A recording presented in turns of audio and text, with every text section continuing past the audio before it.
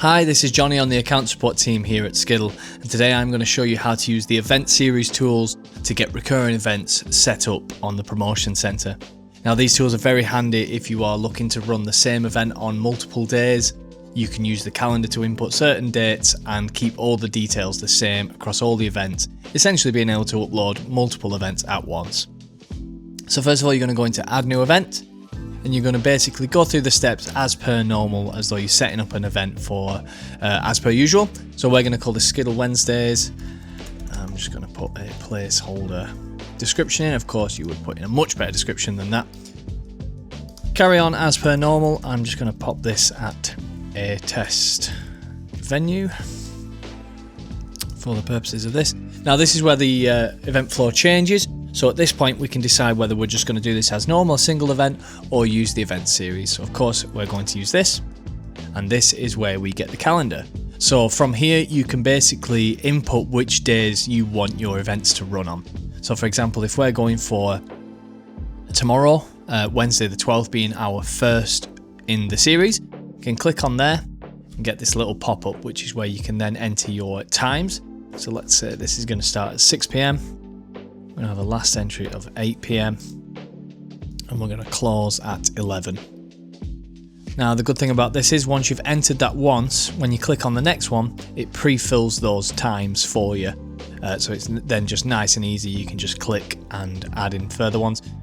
You might want to change the time, so that's again, it's bespoke to each event. So for this date, we're going to change the end time to 10:30. And there you go, that's inputting the dates for us. Now right now these are in an unsaved state. Once you've clicked next, they will become saved. So if you did need to make any changes to them, when you come back and you see that they've got a blue background on them, that's because that event is now saved. Now not only can you click on the dates to add your new events, you can use this add repeating dates tool up here. So let's take a look at that now.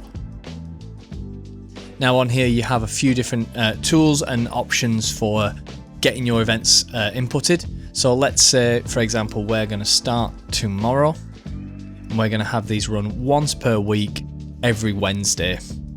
Now you can decide for yourself which days you want these to repeat on. Say for example, if you're having it every other day, or you're having it maybe every weekday but no weekends, or only weekends, the choice is entirely yours. Obviously for Skiddle Wednesdays, we are just going to stick to Wednesday. You can decide as well whether you want it to just repeat every single day, do the week schedule as we've just been looking at, or you can have it every month and decide which day on the month you want that to repeat on. As I say, we are going to go for week and every Wednesday, and we're going to run that up until the end of October.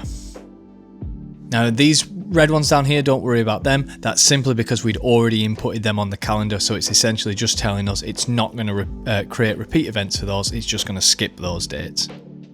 Now let's pop in our times again. 6 PM, 8 PM, and 11 PM. And then we go, click add to calendar, and straight away they're pre-filled for us. It makes it nice and easy. You can go in and make bespoke changes once again, and if for whatever reason you needed to delete some of those dates out of the calendar, you can do so nice and easily. Again, these aren't yet saved, and if you did want to, you can delete all of them and start your calendar again, although we're not going to do that. Once you're happy with your calendar, you've got all the dates in that you need, you can move on to the next step. Now then, the flow is just the same as normal from this point. So you can put in your event descriptions, you can put in your age restrictions, you can add your genres and brands, get your image on there. We're going to skip that for now. Now your image will reflect across all events as well.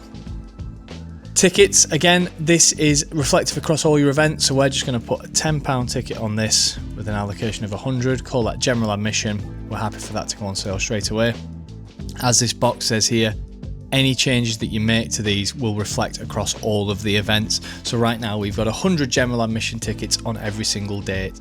Now you can detach an event from the series, which would mean that you are able to make changes to it. So in case you needed to add, special tickets to only one date, you can do so by detaching it from the series and making those changes. But we'll come back to that shortly.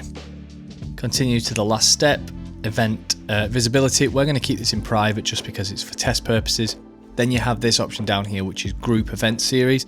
This is a really important tool. If you keep it on yes, it essentially means that you will only have one listing to share out to your customers, which will allow them to pick from the calendar, see which dates are available, and purchase their tickets that way. If you decided to go with no, it would be individual listings for each event in the series. If you needed to do it that way for whatever reason, we're going to keep it grouped into the calendar view. Hit summary. This is where you just have one last chance to take a look at all the dates that you've put in place. If you need to make any changes to them, you can hit this little pencil icon and go back to that calendar and enter the dates as needed. Same for the rest of your event details as well. Again, any changes you make to these, it will reflect on all events in the series. Hit publish now, and there we go. Now on this screen, you can see here this warning that says that your event could take up to 15 minutes to get all the dates put in place. As you saw straight away, it refreshed for us and got these dates set up. If for whatever reason it seems to be taking quite a while, then do get in touch with the team. However, the process should just sort itself out. Now from this screen, we can once again see the all the dates that we've got in the series. As I was saying, you can detach an event from a series. So say for example, the 17th of July, we might have a special headliner on that night. We can detach it here, and we will now have access to make any changes we want to this event that won't reflect across the other dates in the series. But let's go back a page to our series again. And if we scroll down from here, we have our, just gone past it. We have our link here. This will take us to the public listing. And instead of the tickets box now, you can see this find tickets button that brings up the calendar view so your customers can see which dates are available. If they then click on one of the dates, they just go through the process of purchasing their tickets. That's it for the event series. As I say, if you do need to detach any of your events and make any changes, you can do using these buttons. And if you needed to take it out of the group series, all you need to do is toggle that switch there. But other than that, if you do need any further assistance using Skiddle, you can check out our help articles at help.skiddle.com, or you can view our other how-to guides at the Skiddle YouTube channel.